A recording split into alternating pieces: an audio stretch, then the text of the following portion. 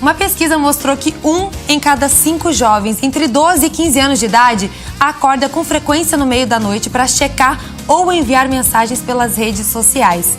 Acontece que essa atividade aí tem efeitos que eles sintam cansaço assim na hora de estudar. E esse é o nosso assunto de hoje no quadro Filhos.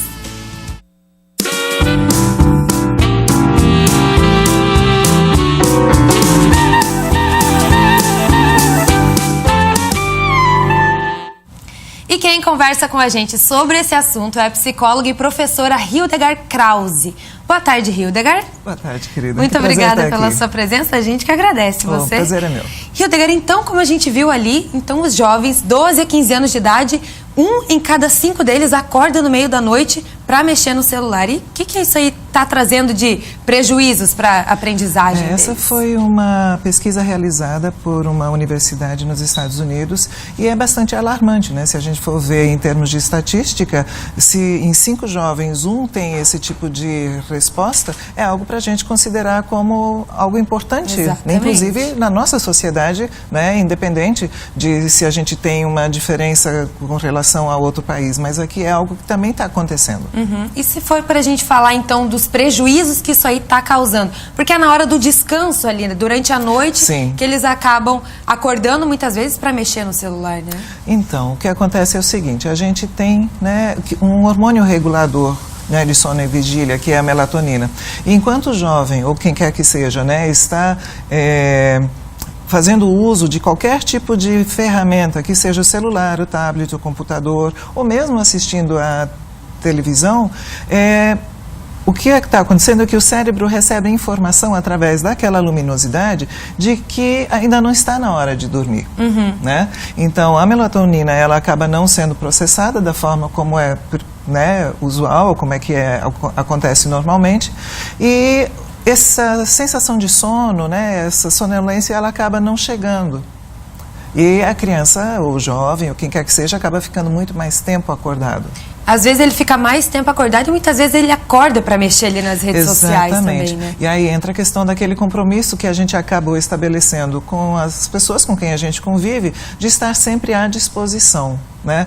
Essas ferramentas, elas de alguma forma permitiram e impõem que a gente sempre esteja pronto para o outro, né? Então, se você desliga, ou se você põe no silencioso, ou você esquece o celular, tem de alguma forma uma crítica. Como assim? Você tem o celular e você não usa? Você não, né? A gente é cobrado hoje em dia por isso, né? Essa resposta ali tem que ser quase que instantânea. Sim.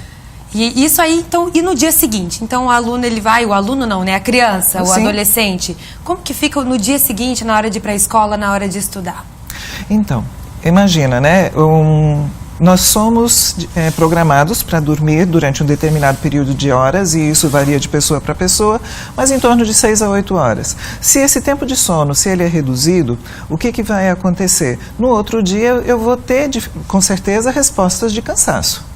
Se isso é cumulativo, ou seja, se de forma sistemática, né, eu tenho esse tipo de comportamento naquele jovem, obviamente que o rendimento dele vai diminuir. Porque quais são as interferências da ausência de sono? Eu vou ter diminuição na memória, eu vou ter diminuição no meu desempenho físico, né, além do fato de que a tendência vai ser de estar sonolento na hora de estar aprendendo algo que realmente é importante. Então, há um decréscimo, né, digamos, do rendimento dessa pessoa, né? E a gente pode dizer isso, claro, a gente está aqui falando dos filhos principalmente, sim, né, que esse estudo mostrou isso. Mas isso a gente vê no nosso dia a dia também, né? A gente não vê adultos, a gente vê pessoas mais idosas hoje também mexendo no celular aí à noite, enquanto deveria estar dormindo, né? É porque, de qualquer forma, é uma forma de entretenimento onde a gente tem infinitas oportunidades, né? A gente pode estar conversando com alguém que está em outro país, né? Imagina que o horário, o fuso horário, às vezes é outro. Exatamente, né?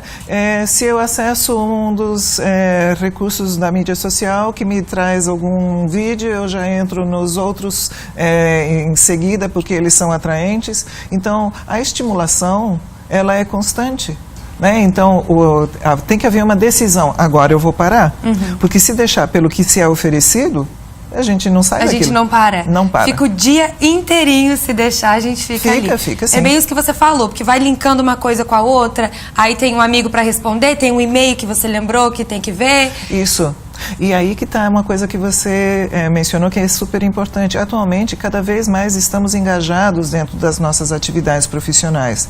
Então, o fato de que a gente está com um recurso, né, de comunicação também faz com que esse horário comercial deixe de existir. Né? A gente tem que estar disponível o tempo todo.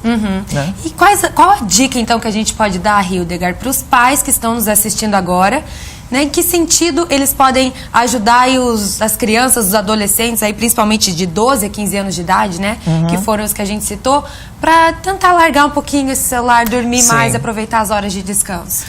Eu acho que, assim, pelo que eu tenho observado na clínica, pelo que a gente vê através de outros autores que pesquisam isso, antes de mais nada é importante que desde o início, quando o dispositivo, o que quer que seja essa ferramenta, quando ela é entregue para a criança, que seja para o entretenimento, né, ver, por exemplo, um videozinho, enfim, de que haja ali, logo no início, já uma coordenação do tempo que a criança vai ficar com aquilo. É que nem hora de brincar. Então, a criança vai brincar, a hora agora de fazer o dever de casa, então, conseguir estabelecer essa rotina.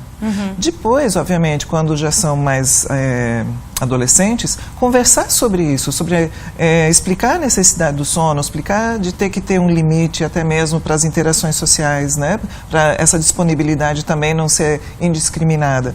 Então, eu aposto muito, sabe, na conversa franca e aberta, na explicação dos motivos.